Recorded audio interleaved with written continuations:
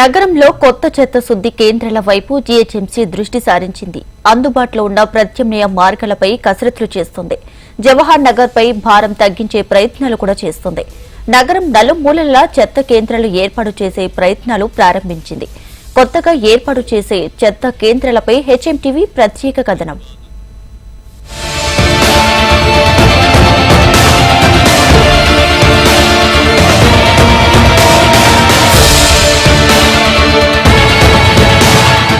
హైదరాబాద్ రోజు రోజుకు విస్తరిస్తోంది. చెత్త కూడా విపరీతంగా పెరిగిపోతోంది. నగరం నలుమూలల నుంచి చెత్తను సేకరించి జవహర్ నగర్ శుద్ధి కేంద్రానికి తరలిస్తోంది. దీంతో విపరీతమైన భారం జీహెచ్ఎంసీపై పడుతోంది. ఆర్థికంగా కూడా జీహెచ్ఎంసీకి భారంగా మారుతోంది. జీహెచ్ఎంసీ నుంచి వచ్చే 7,500 మెట్రిక్ టన్నుల వ్యర్థాలకు అదనంగా పక్కన ఉన్న ఇతర మున్సిపాలిటీల చెత్తను కూడా జవహర్ నగర్ డంపింగ్ యార్డుకు తరలిస్తున్నారు. దీనివల్ల రోజుకు సుమారు 9,000 మెట్రిక్ టన్నుల వ్యర్థాలను తరలించడం వల్ల జవహర్ నగర్ యార్డుపై విపరీతమైన భారం పడుతోంది.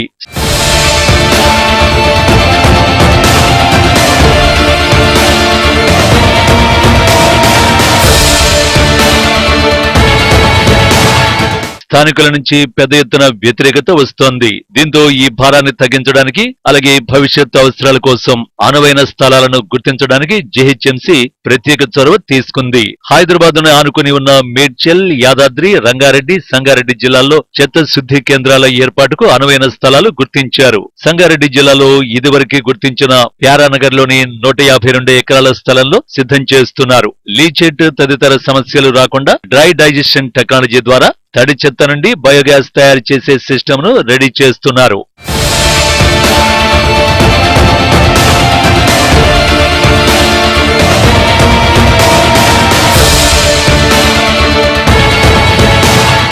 రంగారెడ్డి జిల్లా తలకొండపల్లి మండలం ఖానాపూర్ గ్రామంలో 42.22 ఎకరాలను, సంగారెడ్డి జిల్లా పఠాన్ చెరువు మండలం లగ్డారం గ్రామంలో 100 ఎకరాలు, దుండిగల్లో 85 ఎకరాలు, చౌటుప్పల మండలం మల్కాపూర్ వద్ద 200 ఎకరాలు గుర్తించారు. ప్రతిపాదిత స్థలంలో చెత్త శుద్ధి కేంద్రాల ఏర్పాటుకు గుర్తించిన భూముల్ని జీహెచ్ఎంసీకి కేటాయించేందుకు ప్రభుత్వానుమతి కోసం ప్రతిపాదనలు పంపాలని కమిషనర్ ఆమరపాలి ఆయా జిల్లాల కలెక్టర్లను కోరారు. కొత్త చెత్త కేంద్రాలు వస్తే నగరవాసులకు కూడా కొంత రిలీఫ్ అవడమే కాకుండా జీహెచ్ఎంసీకి ఆదాయం కూడా ఆదా అవుతుంది.